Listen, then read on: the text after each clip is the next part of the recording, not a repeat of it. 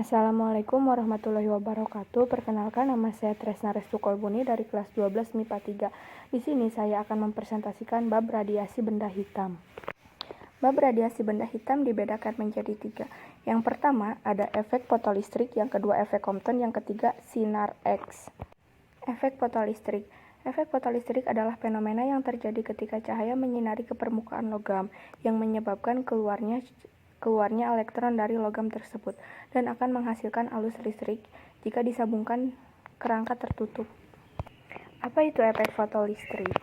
Efek fotolistrik dibedakan menjadi 5. Yang pertama, peristiwa cahaya dalam rangkaian listrik. Yang kedua, peristiwa pengaruh cahaya terhadap intensitas. Yang ketiga, suatu efek terlepasnya foton karena intensitas dan pengaruhnya terhadap energi. Yang keempat, suatu fenomena yang terjadi saat sebuah cahaya dihamburkan dan akan mempengaruhi tinggi rendahnya.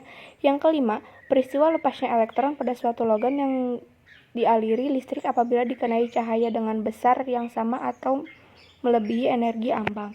Efek Compton. Efek Compton merupakan peristiwa terhamburnya sinar X atau foton saat menumbuk elektron diam menjadi foton terhambur dari elektron.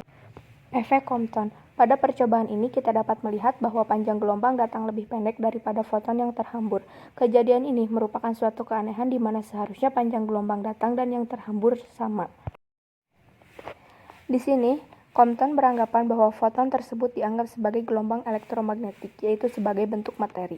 Bentuk materi itulah yang dianggap menjelaskan perubahan panjang gelombang foton tersebut, karena foton mengalami momentum berlakulah hukum kekekalan momentum. Dari teori ini kita dapat merumuskan suatu persamaan matematis yang akan dibahas bersama di bab selanjutnya. Sinar X. Sinar X adalah radiasi elektromagnetik dengan panjang gelombang 0,01 hingga 10 monometer. Sinar X memiliki sifat dualisme cahaya sehingga dapat disebut juga dengan paket foton-foton. Dari awal elektron suatu atom, sinar X energi yang memungkinkan menembus bagian tubuh manusia kecuali tulang. Sinar X dibedakan menjadi 5. Yang pertama, melihat bagian dalam tubuh tanpa harus melakukan perbedaan. Yang kedua, menyelidiki penyebab dan gejala pada penyakit pasien. Yang ketiga, melihat efek dari pengobatan medis yang telah dilakukan. Yang keempat, menemukan lokasi benda yang tidak sengaja tertelan. Yang kelima, memantau suatu jenis penyakit, misalnya penyumbatan pembuluh darah, kanker tulang, kerusakan gigi, dan lain-lain. Seperti yang sudah dijelaskan sebelumnya bahwa sinar X dapat menembus benda lunak, tapi tidak dapat menembus benda keras. Hal tersebut dapat dimanfaatkan pada bidang keamanan untuk mendeteksi benda keras seperti senjata tajam atau bahan peledak. Biasanya sebelum masuk bandara, hotel, atau pusat perbelanjaan ada pemeriksaan benda bawaan untuk memastikan barang yang dibawa oleh penumpang atau pengunjung itu tidak.